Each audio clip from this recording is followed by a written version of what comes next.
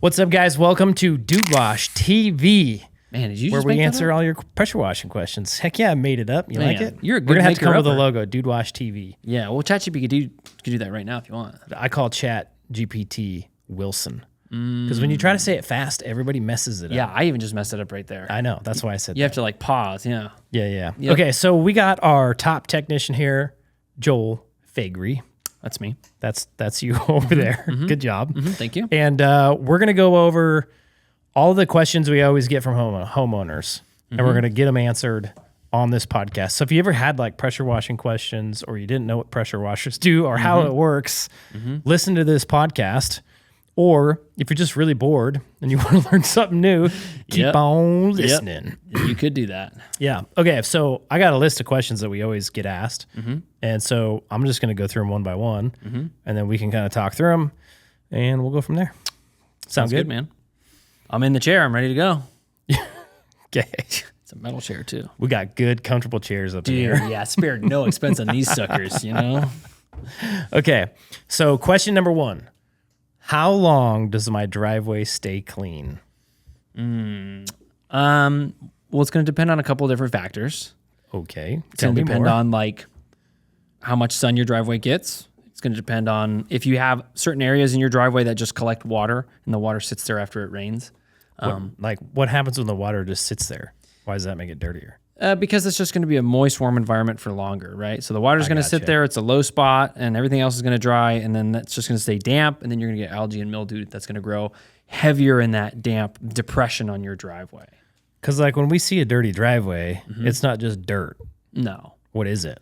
it's algae and mildew. Yeah. You know, it's just organic growth that is happening on your driveway, On your concrete. on your concrete, in your concrete. Yeah. Like in the pores and junk. Yeah, in the pores, you know, and that's why,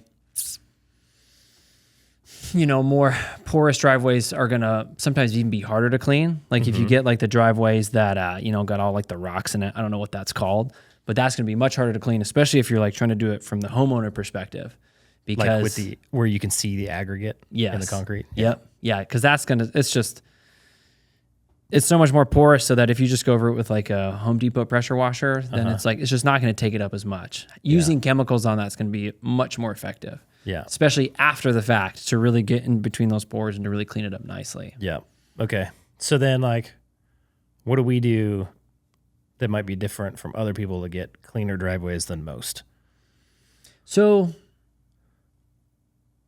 I mean, I like to pre-treat it first. Yep. And I mean, some guys will be like, you don't need to pre-treat, you only need to post-treat, vice versa. Yeah. For me, I just do both. Yeah. Because then it makes the washing easier when I'm taking my surface cleaner, that big circle thing that I go up and down the driveway with. Yep. It lessens the chance that I'll leave lines when I pre-treat, but then I'll also post-treat at the end, which is...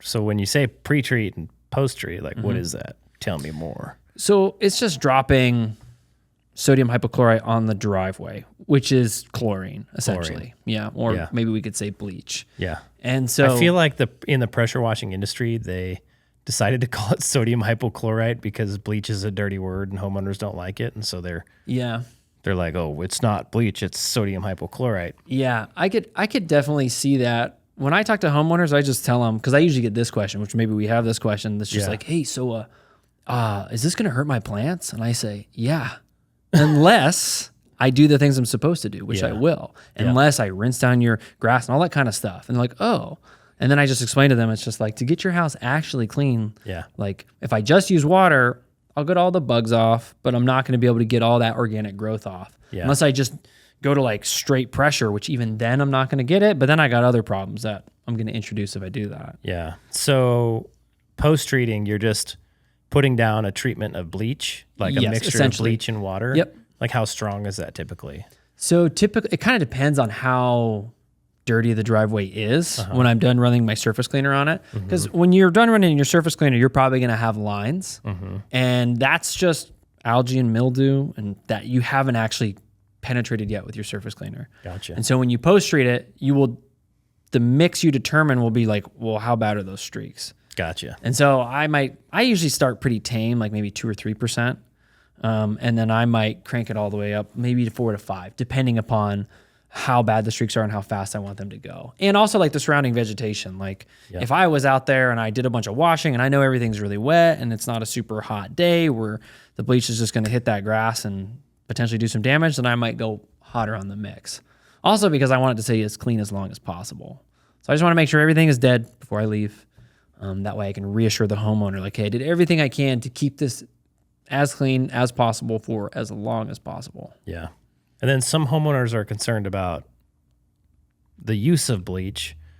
And like in the instance where we're going to post-treat a driveway, right? You know, if we pre-treat it, then we're going to run our surface cleaner over it and dilute the bleach with water. But then when we post-treat, we put a treatment on the driveway and we don't rinse it off, right? Yeah, it just sits there. And so what makes that, I don't know, safe? Like, why is it okay to just leave bleach on somebody's driveway? And well, the bleach isn't going to do any damage to the concrete itself. Like it's not going to like erode it or do anything like that. Yeah. And when I'm doing a post treat, especially if it's a higher percentage of bleach, then I'm just not going to touch the edges. Yeah. Because those edges, like if I don't touch the edges, you as a homeowner aren't going to be like, holy crap, it's like all dirty on the edge. Yeah. You know, that's not going to happen. So I'm just going to kind of stay maybe like, I don't know, maybe about this far, maybe 6 to 8 inches away from the edge as I put my treatment down. Yep. And then so much water has gone on that driveway before I'm doing this that chances are that grass is very wet at this point. Yep. Because so what happens to that chlorine though? Well, over time, it's just going to turn into salt and what's the other thing it turns into? I can't remember. Sodium hypochlorite? Yeah. But it just sort of... I just know from, I'm asking this because like from my, I used to be a plumber. I was in the plumbing trade. And so we would deal with water filtration all the time. Right. And one of the, like a big thing was like chlorine in the drinking water. So like and it's actually pretty crazy. Like you can take a cup of chlorinated water, pretty high chlorine content. Right. You can literally like circle your finger in it for just a few seconds and test it again and all the chlorine's gone. Interesting. Even if you take that same cup of chlorine water and you just sit it outside for like 30 minutes, chlorine's gone. It dissipates. Yep, sure.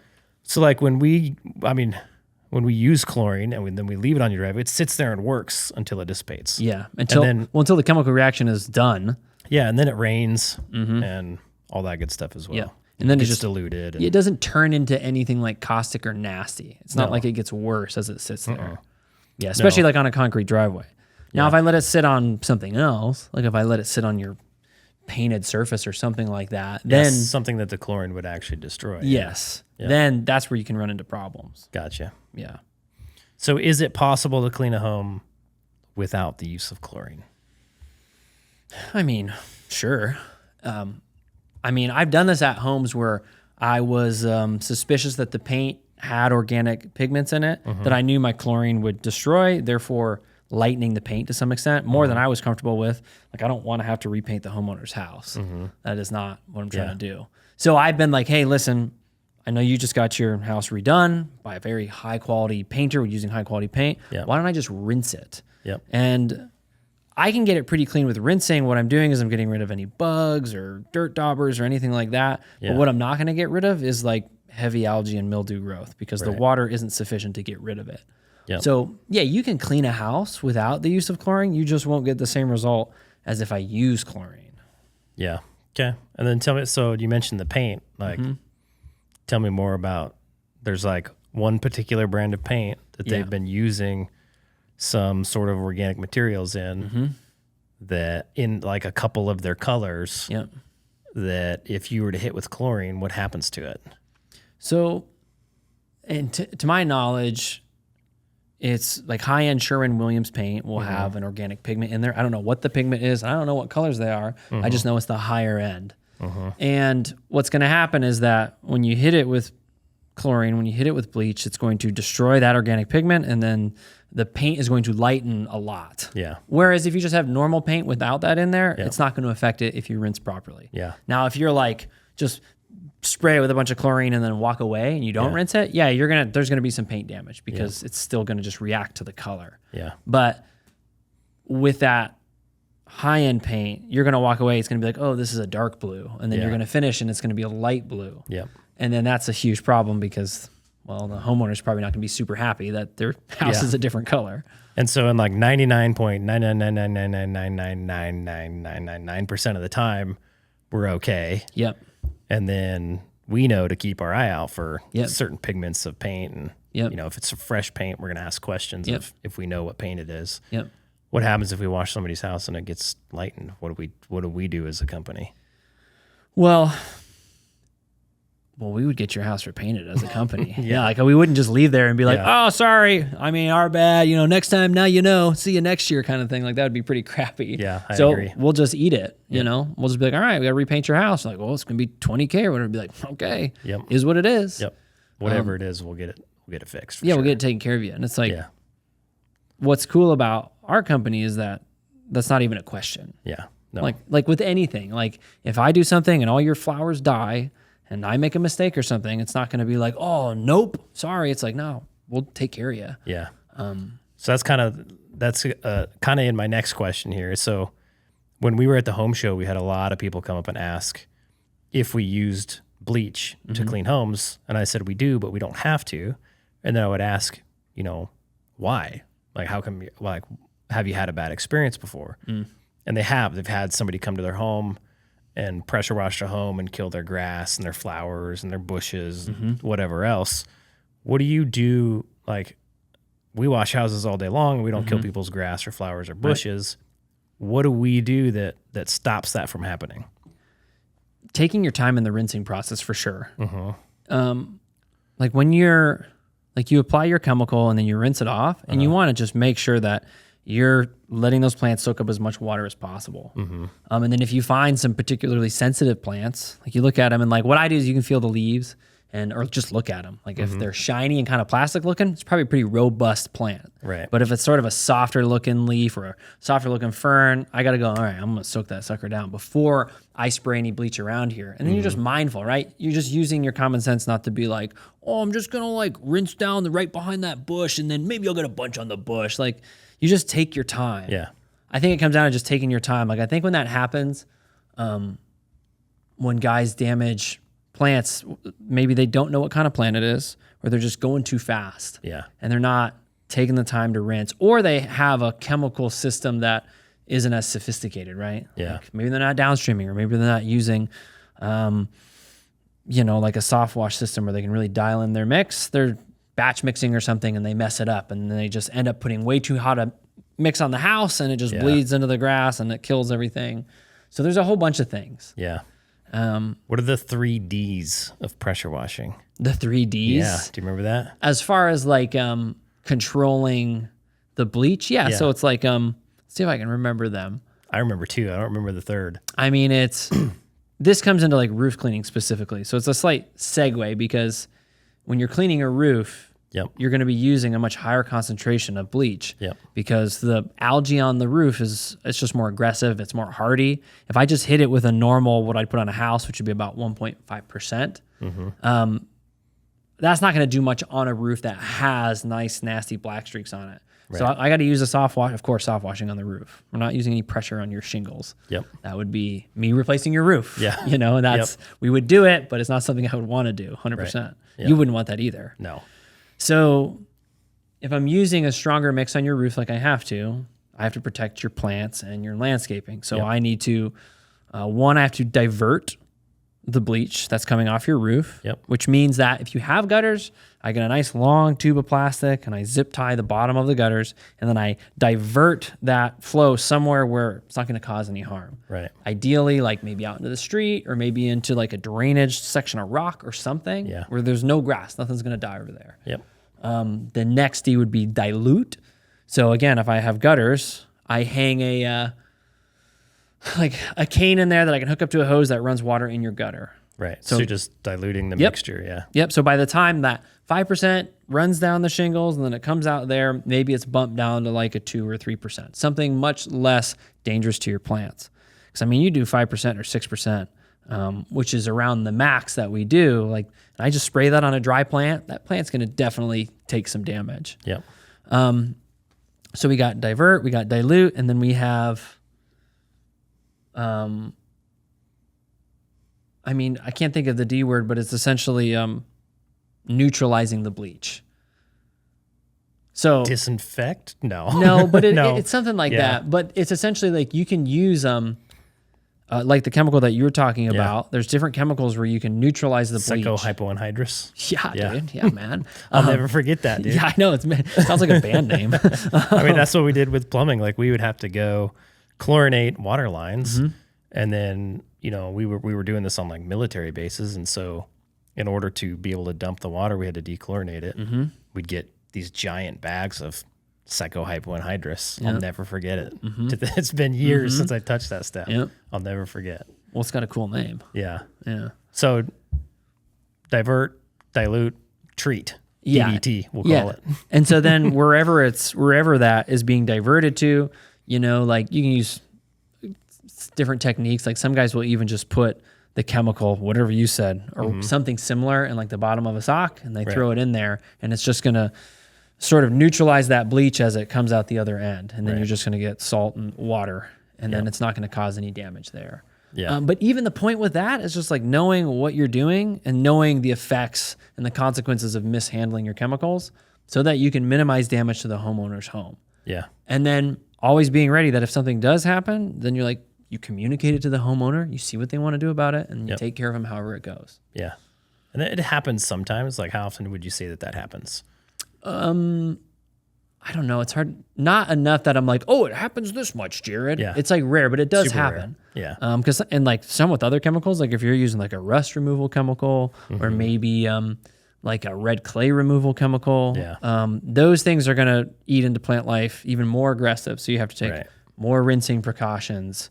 But then it's also just setting expectations with the homeowner. Essentially just being like, hey, if I want to get that rust, this could happen. I'm going to do everything I can.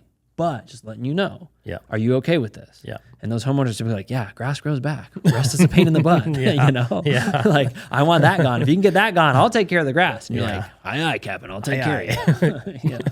Yeah. It's a direct quote. You always say aye, aye. Aye, Captain. Yeah, that's what I say. We go pirate talk. Yeah, I put my eye patch Especially on. when we're dealing with rust removal. Yeah. Well, I put on my other company shirt I haven't told you about. Okay. I don't want to Pirate know. wash, Okay. So we have a service that most people don't even know exists. We can wash your fence. I've seen a lot of people, their fence gets gunky looking and they tear it all down and redo it. So what actually happens when we wash a fence? So, I mean, we can do it two ways. One is we just spray your fence with our normal house washing mix. So that's going to be a mixture of bleach to kill the algae and mildew on your fence. That's like the black nastiness or the green stuff. And then we'll just have our normal surfactant, which is another fancy word for soap. Yeah. It just all that does is it just helps the bleach stay on the surface you're putting it on. Right. Because if I Long enough to actually do its job. Exactly. Because again, it's a chemical reaction that's happening. Like all these chemicals, it's all just a chemical reaction. And so if my bleach falls off whatever surface too fast, there's not enough time for the chemical to react properly. And then the problem with that is I have to use more bleach. So again, like if you skimp on the quality of surfactant you're using, it's not going to work as well. And so now I'm just going to be spraying more bleach on the thing, which is bad. Are there guys out there that don't use surfactant? Oh, yeah, I'm sure there are. Just because of the cost? Yeah, it's seemingly expensive because you're like, well, it's like $35 for a gallon or whatever. Yeah. And then a gallon lasts me about a week, depending upon like what I'm doing. But in my mind, it's like, well, of course. And of course you'd use it because it makes the job better. Yeah. And again, the less bleach I use, I guess I'm not paying for bleach as much. But more importantly to me is I'm just lessening the potential damage to the homeowner's home. I'm lowering my risk. Yeah, lowering your risk, So with fences, I use just my normal downstream mix, which is bleach and some soap. And I just put it on the fence, and I put it on all the sides of the fence that you want. And I come back and I use a 25-degree tip, which is like starting to get into the higher, like the lower end of high pressure. It's not going to like destroy your fence. It's not going to like rip holes into it. I'm really just sort of scraping off the first layer that contains the algae and mildew, revealing the nice wood underneath. And so you'll take like a gray silver fence with black and green stuff on there, and you'll get it back to like a wood colored fence.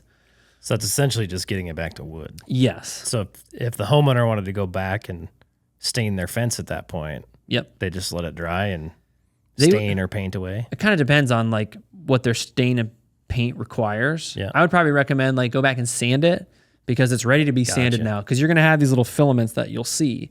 And that's just the part of the process of me breaking down this first layer of fence. You're going to get those, but they're not like unsightly. Yeah. But if you want to stain it, you probably want to get those off. But again, the hard work is done.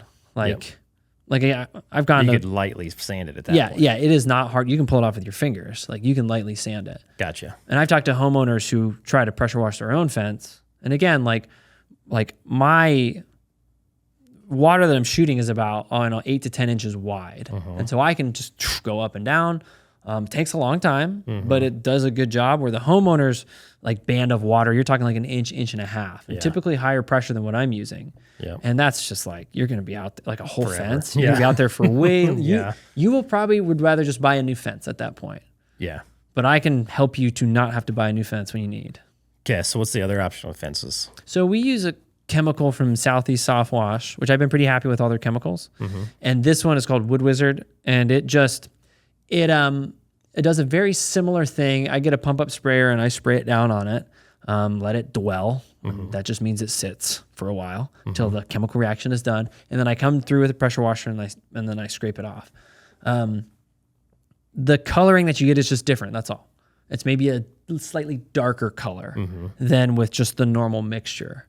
There's other fancy stuff that you can do the wood that I haven't explored. You can use like different acids and stuff to get a different color. But that's kind of more like the guys who are really into fence cleaning. Yeah. Where for me, and even as a homeowner, I'm more like, hey man, just like get the nastiness off, and then I'll do something after that. So when you do the Wood Wizard, it looks more like treated wood. Yes. Is all that gone, or does it actually help protect the wood at all? I actually don't know if it helps protect the wood after. It doesn't do any sealing. There's no sealing or anything like that. Gotcha. So you still have to go resand it and then seal it if you wanted to seal it. Yep. You'd still have to do all those things. But again, it just skip the step of staining. Yes. Or just leave it and then come do it again the next year. Yep. You just like the look of it. Yep. You just like the look of it, which I think kind of goes for both things. You just like the look of it. Like there's not really any protection that's happening. It's just there's nastiness on the wood. Yeah. We need to get this gone. And if you want to do any staining or sealing, I don't know, because I don't do that, but I would presume you'd want all that nastiness gone. Gotcha. Before you'd want to do that anyway. So. Gotcha. Okay. Well, real quick on the fences, like the main feature of getting your fence washed is to delay you having to get a new fence. Yeah. Because if you don't treat it, what happens is then your boards rot. Yeah. And then you actually have to get a new fence. Right. If you just watch your fence. Pressure washing won't fix a rotten board. Yeah. No, it won't. Yeah, I'm quite sure. I'm quite sure it does not restore rotten boards. But I mean, like the general idea with pressure washing is if you do this regularly, you will have less problems down the road. Yeah. I mean, like tell me, since we're getting in there, tell me a little bit more about, like we especially see this on roofs. Yes. What happens to a roof and why does that lessen the lifespan of a roof? So on your roof, I'm sure many people have seen, and if they haven't seen, they'll probably start to notice after they listen or watch this podcast, because that's what happens, is you get these black streaks on your shingle roof. Metal roofs, they also get discolored. Metal roofs are a little bit different with how we deal with them, just because there's other things to consider. But going to the asphalt shingle roofs, which around here is most of them, you get these black streaks. Yeah. And it's a hardy type of algae called Gliocapsa magma. And what it does is it's going to feed on the limestone of your shingles. And so over time, as it eats the limestone of your shingles, those shingles aren't going to stay put. They're going to be a little bit more flappy and discolored, right? Yeah. They're just going to look yucky, and they're just going to not be as effective of standing up to the elements. Gotcha. And so it's similar to the fence where it's like, yeah, you can just let that run until you need a roof replacement. Yep. You're going to want to get, like if you let it run, you're going to look at your roof and go, dang, that roof looks like garbage. Yeah. Like, for quite a while. Yeah. And typically you're going to go, if I sell this, somebody's going to want to look at the roof and they're probably going to get it replaced. And they might have to because the shingles have gone to the point where they're just not worth it. Yep. Maybe the roof doesn't have to be good, but they have to reshingle the whole thing. Right. Where it's like, man, if you just clean that, it's going to go away. Because again, we're just killing the algae and mildew. Yep. So then those black streaks are going to go away and you're going to get a color match that's closer to the original. It won't be 100% because nothing ever is. Yeah. Because those shingles have already experienced some degradation. but it's still going to look way better than having those nasty black streaks. Yeah. And you know that whatever's eating at your shingles is gone. Yeah. So we actually offer a, what do we call it? A roof restoration, not a restoration, a Protection. Whereas like if we come out and your roof isn't dirty yet, we'll go clean it with a much lower mixture of chemicals just to keep it clean. Yep. And if you do that, you never get those black streaks, correct? Yep. Yeah. Yeah, because then all we're doing is we're just killing the algae and mildew that, like the algae and mildew that is trying to become more robust and more caustic to your roof before it ever gets there. Right. And so, I mean, it's just a preventative thing. Like, I mean, all home maintenance is all preventative. Yeah. And so, like, that's all we're doing. Because if, like, your house is, nature is trying to reclaim your house the minute you put it into the ground. It's trying to it's trying to reincorporate your house into the woods. It's trying to shoot vines everywhere, rip apart your vinyl. It's trying to make it really gross and dirty to you because it's trying to take it back. Yep.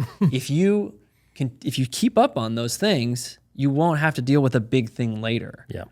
And if you keep up on it, it's easier for us to come out there and just clean it quick and easy. Yeah. Like brick's a good example. Like I've gone to houses where that brick is nasty. And it takes me a long time. And people are like, man, this is like so expensive. And you're like, well, yeah, because your house is freaking dirty. Yeah. It's the same thing if I come out and like every drain in your house is clogged. Yeah. And you're like, why is this so expensive? It's like, well, because everything is wrong. Yeah. So it's like investing in the maintenance of your home is important.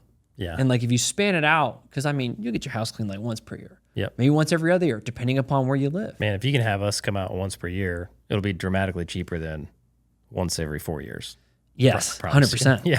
Yeah. And then like you just do the roof protection. And then the benefit of that is nobody's hitting your roof. I mean, we're not hitting your roof with a 5 or 6% mix. Yeah. So then the risk to your plants and all these things goes down dramatically. Yep.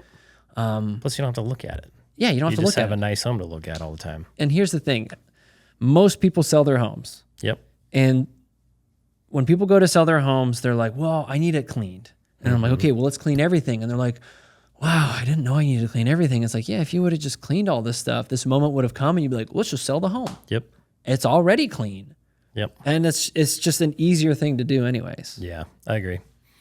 Okay, so this is a question we get. I've heard that cleaning out gutters can make a huge mess. Will your process do that? Of course it'll do that. But we take our mess with us because it doesn't make sense. It's never made sense to me to like clean gutters and like leave a mess. Right. Because now I'm just taking the mess from the roof and putting it on the lawn. Yeah. And like I've gone to places and I'm like, don't worry. I'm going to make a big mess and then I'm going to clean it up. And I'm going to take all my stuff and I'm going to take it with me. And you have no idea I was here. Yeah. I'm not going to ask to put it on your curb. If they say you can just throw it on the curb for the trash guy, I'll say, great. If that's fine with you, I'll do that. But honestly, I'll just take it with me. Yeah. Like, because again, the service that we're providing isn't a, hey, I'll do like the hard stuff and then you got to do the other hard stuff. Yeah. Like, that doesn't make any sense. No. So yeah, we'll go up there and clean your gutters and bag everything that we find and then take it away. Gotcha. Okay. What parts of the house are you cleaning when you say house wash? So, we're cleaning all the vertical walls of your house, whether it's brick or vinyl or, hardy plank or whatever. So homeowners would be like, hey, I want to do just the fascias and the soffits, which is the other part that we'll clean, which is the fascia and the soffits, which as you follow your vertical lines up the house, it'll come to first the fascia. Yep. First the soffit, which That's is like the that overhang. roof overhang, and then the fascias, which is the edge. Yep. Sometimes your fascias are covered by gutters, depending if you have gutters. And we'll clean the outside of the gutters? Of course, yeah, because it's all right there. But people will be like, I just want the soffits and the fascia cleaned. And we don't offer that because it's an idea that doesn't really make sense. Right. Because like I'm going to have all this chemical running down the sides. Yeah. I still have to be here cleaning and rinsing that off. I'm not just going to leave that. Yeah. So we just clean all those surfaces when we're doing a house wash. What would happen if you did leave that running down the side? It depends. If it's like a brick house, nothing. It'll be fine because the brick can take that. If it's like a painted, hardy board house, you'll probably run into some problems because the bleach will dry on the paint and you'll probably get these big streaks, right? Which would be no good. Okay. And so what I would advise any homeowners listening to this to think about is like, you might be thinking, okay, well, if I can get the guy to just do what I want, it'll save me a couple bucks. And it's like, yeah, but now you're introducing a new problem. Yeah. It's like, yeah, if I come out there and I do exactly what you want, you're going to call me back and be like, yo, Joel, how come there's all these streaks? And I'll be like, well, you wanted this. And like, yeah, man. And if explain to you that properly, then now I'm painting your house and doing all this stuff. Which is not what we want to do. No. Yeah, we want to avoid that. Yeah. No. And I mean, like, we have good equipment and solid processes, so it's like, it's going to take me the same amount of time, probably, depending on how dirty your brick is, to clean your whole house. Same amount of time as if I was just doing your fascias and your soffits. Yeah. Okay. And then, so when it comes to the house, like we talked about driveways, we talked about roofs. We're not going to pressure wash those. Or do we pressure wash homes? This is the big misconception that, like when I tell people I own a pressure washing company, I know exactly what they're imagining. They're imagining them out there with their Ryobi pressure washer, cleaning a 2-inch line across their house. Yeah. I've actually had homeowners tell me they do that. And I'm like, you should not do that. Yeah, that's first of all, don't do that. Number one, it takes you forever. Yeah. And number two, like most of siding materials are not designed to withstand any sort of pressure. Yeah, especially like even like your 1600 psi Ryobi that you're ripping at your vinyl siding. Yeah. Like you'll find a piece of vinyl that will start to just punch through. Yeah. And you'll go to a screen and you'll rip screens and you'll do all sorts of stuff. Yep. So what method do we like use? Like what's the proper method to use on a house that doesn't do any damage? Yeah, so we don't use any pressure on houses. The exception being certain levels of pressure on, let's say, maybe a brick house, because it can take higher pressure. But even then, I'm not using like a concentrated, like little pencil stream. I'm using a broad fan tip at higher pressure, but not high enough to disturb your grout or to ruin anything on your brick. That's required for the black algae and mildew that you see on brick, and sometimes the green. Like you need to have that higher pressure. But really, we're soft washing houses, which what that means is we're using chemicals to do the heavy lifting, and then we're just rinsing off with relatively low pressure. Gotcha. Like if it's from a soft wash gun, like the little red gun that maybe you've probably seen us with, like that thing's kicking at like 120 psi or something like that. Not very much. And then my low pressure out of my pressure washer, I don't know, maybe that's somewhere in like the 300s or something like that. But it's nothing that like if we went outside and you just hit me with the low pressure, I would just get very wet. Yeah. And I'd be like, that was wet. It wouldn't even damage your skin. No, it wouldn't. Like even at after a job, I'll rinse off my legs using the low pressure. Yeah. Because it's not that high. So we're not going to use pressure on your house. Your windows, your like pool screens and stuff, like even like screened-in porches, never had any issues with that ever. Yeah, it's just cleans. There's no pressure that's like blowing holes in it. That always kind of surprises me when that happens. Like when people tell me those things, I'm like, oh, that's what happened to my house. It's part of why I started the pressure washing company. Sure, I couldn't find anybody to pressure wash my house or anybody to answer the phone, and then I finally got somebody, and they came with a little Home Depot pressure washer, and they were up on a ladder. It took them all day, 2 guys, and they ruined my screens and put lines in my siding. And I was like, man, that's not good for anybody. No, it's not good at all. Not good for those guys. It's not good for you. And did they replace your screens? And no, they didn't say a word about it. Yeah. Okay, so will you move my furniture off my patio before you clean it, or will I have to do that? I mean, it's really up to you. Like, if I move your furniture, there's a higher investment for me to move your furniture, which I don't mind doing, but it just takes time. And so since it takes more time, then it'll be a higher investment for you to do it. Yep. Now, you can certainly move it. I don't care. You can move your stuff, and then that'll drop the investment slightly because you're moving your stuff. And sometimes I want you to move your stuff. Like if you got like big TVs or things you're really concerned about, I'm like, please move it. You take that responsibility. Yeah. But if you want me to do it, then that's fine. Yeah. I've definitely had many homeowners who are like, dude, I don't care. Like, I don't want to do anything. Yeah. Because the advantage of me moving it is like, you pay like $80 more or whatever. Yeah. But then you can just sit in your home and do whatever. Yeah. And then I put it back as close to where it was before, or maybe even better. Like sometimes it's just like a back patio with like every kid's toy imaginable in like crazy piles, and I'll try to like straighten it up and do a little feng shui, Yeah. What if it's just like 2 chairs and a table? Oh, dude, I'll move that for you. That's fine. Yeah. Or like, pretty common is like elderly people. Yeah. Where it's like there's lots of elderly folks who want their house clean. And I'm not gonna be like, all right, grandma, like get that table out. No, I'm not touching it. Like I'll help you out. It's not a big deal. What about furniture that can get washed, and the homeowner wants it washed. Will you wash it for them? Yeah. Yeah. And there's usually there's no charge to that. Like I've never been like, oh, unless nope, I've never done it because it's just right there. Yeah. And I'm already spraying. Yeah. Well, it's like, it's going to get washed. It's going to get washed yeah. whether the homeowner wants it to or not. Yeah. So it wouldn't be a thing they'd be like, well, one chair was $12. And it's just. Yeah. Yeah. Gotcha. Okay. The last company, this is actually a question we got. The last company I hired flooded my pool with dirty water. Are you going to do that?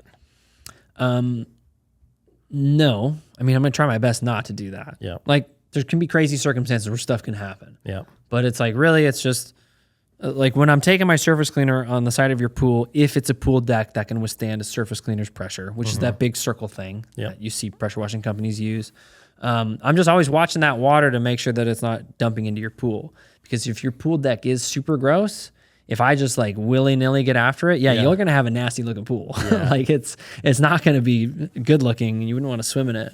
I always try to go by like two things in my head is like, I don't want to like make your pool filtration system have to work super, super hard on my account. Yeah. And I also want you to be able to swim in your pool if you want. Like if you get home and you're a nice like, clean pool deck. Yeah. And the pool's all dirty. And I'm like, hey, have a good day. And you're like, that's like, looks like soup. I'm like, well, it'll clear up hopefully, like, so we just are careful to just not let all that nasty water go in there and just push it towards the drains the best that we can. Yeah. There's going to be a little bit that gets in there because it is what it is. Yeah. But we just take our time. Again, just take our time. Yep. Doing it enough times, they're like, oh yeah, if I do it this way, it's not going to make a mess. Yep. Might take a little bit longer, but it's Yep. not going to leave their pool all cloudy with dirt. Yes. Gotcha. Will your pressure washers damage my pool screen? No. Because again, it's like we're not using concentrated little pencil thin streams of pressure. We're using larger fan tips at relatively low pressure, especially on the pool screen, where we put our chemicals on there again because the green that you see on there is just algae and mildew that we want to kill. And we let that sit for a while and then we just rinse it off. Gotcha. Pretty quick, pretty simple process. Pool screens get pretty gross looking. They do. Yeah. Yes. They do. Yeah. And I think just maybe people don't notice that they're gross or they don't like cognitively go, oh, that's something I can do about it. So they just ignore it. Yep. But they can get clean. Same with like screened in porches. Yeah. Because I'll show up and I'll be like, oh yeah, we should clean this for you. And they're like, oh, I was just going to replace it. I was like, you don't got to replace it unless you don't like it. Like we can just clean it for you. Yep. And like, oh, you can do that? Like, yeah, it's not that. Yeah, it's pretty easy. Yeah. I'm like, oh. Okay. Will all the red clay go away when you pressure wash? No. If I'm just pressure washing, I'm just like let's say you got like red clay on your brick. Yeah. And I'm just using my normal process, it's going to be there. It's not going to change. So can you get rid of it? Yeah, you can get rid of it. You can use, again, from Southeast Soft Wash, I use their red clay removal. DeAndre just did some today. He said it worked great. You'll probably get about 90% of it. 90% of it? Yep. Okay. And it kind of depends, right? Depends on the surface. Like I've had good luck on concrete and brick with that chemical. And sometimes I struggle with that chemical on like hardy plank and stuff like that. It just kind of depends on the nature and how much. Like certain things are just harder, especially on like caulking. Yep. But yeah, if it's on your side of your house, which that's where it typically is, like we're going to get a good chunk of it off. Yeah, it's usually like on the bottom few feet, correct? Yeah. Yeah, because it's like the house is getting built and they don't have, the walls are going up, there's no roof and it just rains. And then the rain just splats all that red clay on the first 3 feet. And then by the time they get the roof on, it's already just on the clay. Yep. I mean, red clay is definitely a menace. Yep. Okay, we already talked about roof washing, which was one of my questions. We already talked about Gleocapsa. What is a typical roof lifespan? Like, I know the answer to this, but... Well, like 20 years. So they have 30-year shingles now, architectural 30-year shingles now. I don't know how that works with insurance companies, so I don't know if they'll insure them that long. Yeah, and I mean, that's going to probably depend on, like, Florida is probably less than other places. Yeah, so the one part that we didn't talk about, the roof, though, is you cover your shingles with black algae, and your shingles are actually meant to reflect. Right. And when you cover it with black algae, what happens? It absorbs. starts to absorb the heat from the sun and breaks down your shingles prematurely. Yeah, sure. Yeah. Yep. Yeah. Okay. Let's see. Rust removal. So I have just a little bit of rust. Why hire you when I could do it myself? I mean, This is a legit question we got. Yeah. Okay. Well, first off, if the question is being written, it means that they haven't done it themselves. So, Why? well, they probably don't want to go and do the research to go buy a chemical to do the stuff and all the things. So if we've got some rust, and like typically, where do we see rust? It's going to be, I mean, around here in certain areas, your irrigation system. Yeah. So like it could be your entire driveway, your entire sidewalk, your entire front curb, And that's all just up and from- down your houses. And that's just from your hard water and your sprinklers. That's from your well water. Yes. Yeah. Yep. What about, do you see that in city limits when people are on like city water? No, not really. In where we are, I see it closer to the Air Force Base down there in certain communities. I've seen it really bad. And, you know, the chemical that I use, again, is from Southeast Soft Wash, and it takes care of rust pretty good. Yeah. Like I've had, especially on like tile or like stone, like, dude, easy peasy. That comes up right away. You just got to, it's got the same precautions like any chemical. Like the greenery has to be heavily wetted down and then rinse very well, or else you will burn that grass very quickly. Because rust removal chemical is a caustic chemical. Gotcha. Like, So it's an acid, essentially. yes, I think so. Yeah. I mean, like you get a whiff of it, you're on the wrong side of the wind, and it's the kind that you get in your lungs and you just want to start coughing immediately. Yeah. So it's like, as a homeowner, it's like, yeah, you can go through the headache of like, okay, I got to go on YouTube, I got to order the stuff, and then I got to get ready to do this stuff, and then I got to do the stuff, but I don't have a pressure washer, so I can't rinse it off as well. Maybe I do, but it's too high pressure. Now I'm etching everything. Yeah. Like, it's like, to answer the question is like, well, we're going to do a better job in less time than you. Yeah. With way less headache. With way less headache. Might be a little bit of an investment, but Sure. it's an investment one way or another. Yeah, it is. It's just, what do you invest? Time or money, one of the two. Yeah. Yep. Yeah. Time, money, frustration, all those things. Yeah. And at the end of the day, like, if I do something and screw up something, then now I'm going to take care of you. Yeah. Or if you do something and screw up something, now you're going to take care of you. And now you're just like, oh my gosh. Like, so it's like the risk goes up, I would say, if the homeowner wants to get after it. Okay. So then what about rust removal on like sidewalks? Can you take that off? Yeah. So it's the same process. You lay down your rust chemical, you wet the grass around it. Actually, what you do first is you would surface clean it first. Because sometimes I've done this where it's like, I'll surface clean over a rust stain and some of it comes up. Oh yeah. And I'm like, oh, cool. Well, this is cool. And then I do that, make sure it's clean, and then I wait till it dries. I mean, I follow whatever the bottle tells me to do, essentially. Yeah. And then I lay down the chemical. I wait for the chemical reaction to happen, and then I clean it again. Yep. And then the rust goes away. Yeah. It's a very simple process. Like most things are like that we do, because again, we're just using chemicals that react with whatever we're trying to clean in such a way that we can actually get it out of and off of the surface that we're trying to make clean. Yeah. My plumber background wants to tell everybody that if you're getting rust on your sidewalks, you should treat your water Yes. coming out of your well, 100%. if possible. Yes. Which it is possible. It just might cost you something. Yeah, and like we just did a house where we treated their rust, and he just said, "I just got the stuff to put in to make this go." And I was like, "Great," because I'm happy to treat your rust, but without that, it's gonna come I'm back. Be back here, and that's the bummer. Yeah, that's the super bummer. Yeah. But like anything, like it's always better to get these things before they get too bad, because like I've seen like shiny like copper like rainbow colored driveways from just years of rust. I'm like, dude, now that's not going to get back like as much as you want. Yeah, we can make a difference, but like the cost to you at this point as the homeowner is going to be much higher. Yeah, because I'm going through like gallons of chemical. Yeah, like the risk again to your grass is just going up the more I start to use. You know, so it's like with everything, like home maintenance or anything, it's like waiting is not the thing to do. Right. Just like you're a homeowner, you're smart. Put it in your budget. Be like, okay, every couple of years, I got to invest money to make this thing continue to be livable. Maintain your home. Yeah, maintain your home. Yep. Okay. One service that most people don't know that we do is we do solar panel cleaning, and we also do window cleaning. Some people wonder, like, what is our process for cleaning solar panels? Some people will just come pressure wash your solar panels. We do it a little bit differently. What is it that we do? Yeah, so we have I mean, we have a water-fed pole, which is just reverse osmosis, like deionized water, just zero particulates, right? There's nothing in the water. How do we get that? We use a system called it's called a Tucker, and essentially there's 4 big filters that it runs through. There's a charcoal filter, there's a couple reverse osmosis filters, and then there's one more filter, which I don't remember what it is off the top of my head. But all I know is I wait until the water coming out has 0 parts per million of anything in it that the system is looking for. And what happens is... You have that in your truck? Yes, I have it in my truck.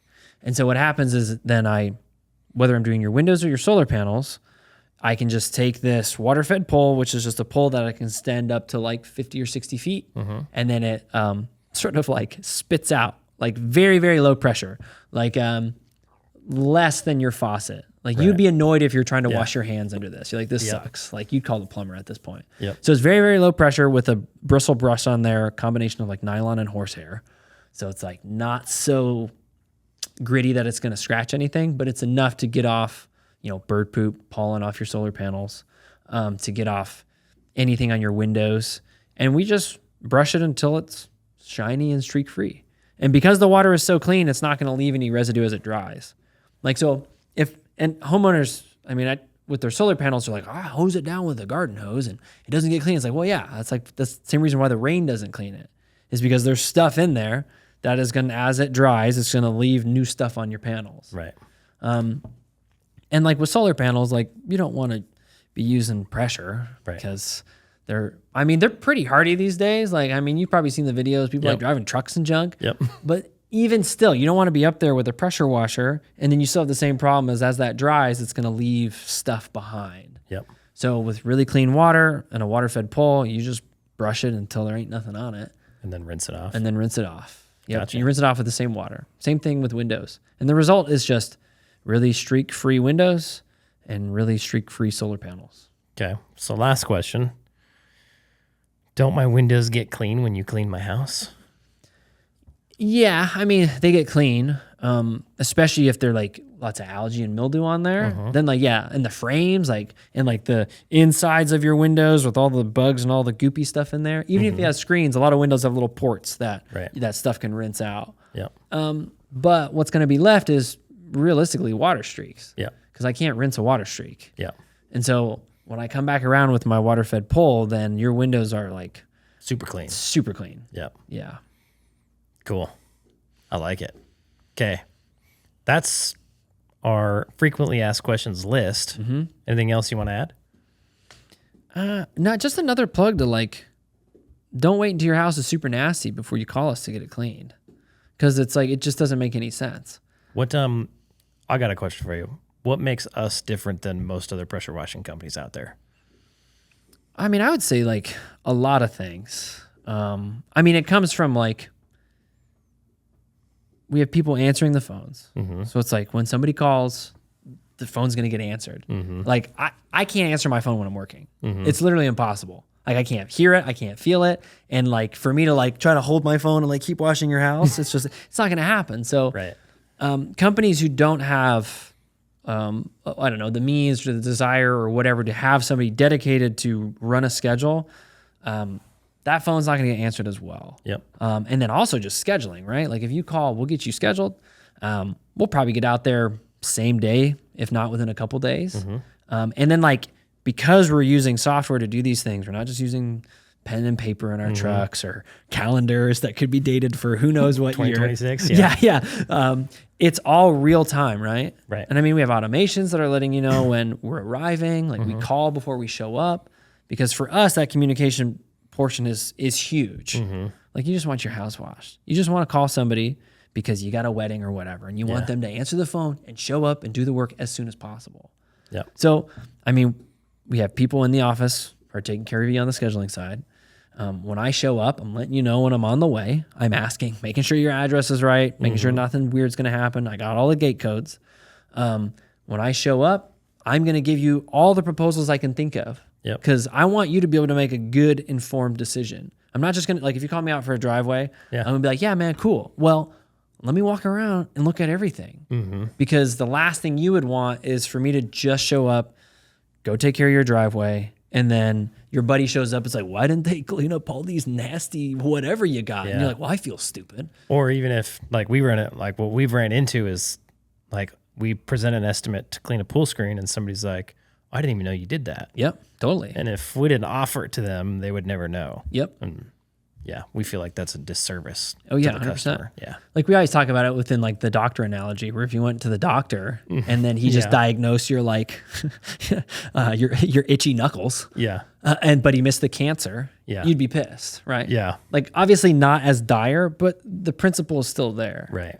So I'm gonna show up and I'm gonna give you all these proposals, and then whatever you decide, I'm gonna do the work that same day. Yeah. We're not gonna schedule it for another whatever, which that catches a lot of people off guard, honestly. Yeah, they're like, wait, what? Like right now? Right now? You mean like now? I'm like, yeah. Because we show like every truck that we have, I mean, which is another benefit, every truck we have has the best equipment we can put in there. Because we want the people who work with us at Dude Wash, we want them to feel taken care of as far as like, oh, they got all the equipment that they need to do a great job. They don't want for anything. And then it makes sure that that technician isn't going to be there for, I don't know, multiple days doing a simple task. Right. Oh, everything broke again. I got to go ... I'll be back next week. Yeah. It's like, nah, man, we're going to be there. We're going to get you taken care of. Yep. I mean, it's a simple thing. You just need your house cleaned. Like that's it. It doesn't have to be a crazy process. Yeah. And I mean, like we as, wash techs, we go through training on how to wash your house properly. We go through training on how to use and maintain our equipment. We have regular maintenance schedules within our own schedule, so everything is actually working. Jared brings us in every day and teaches us how to be better human beings and like serve our customers better. Yep. So it's like what you're getting with us is like a business that's geared towards getting you the result that you want. Yeah. It's not just like fast and easy. Yeah, fast and easy. Yep. Yeah. So I mean, I could go on, but I mean, with us, you're gonna get, I would say, like the biggest bang for your buck with the least amount of headache. Yeah. Cool, man. Thank you. Cool. Yeah. Anytime.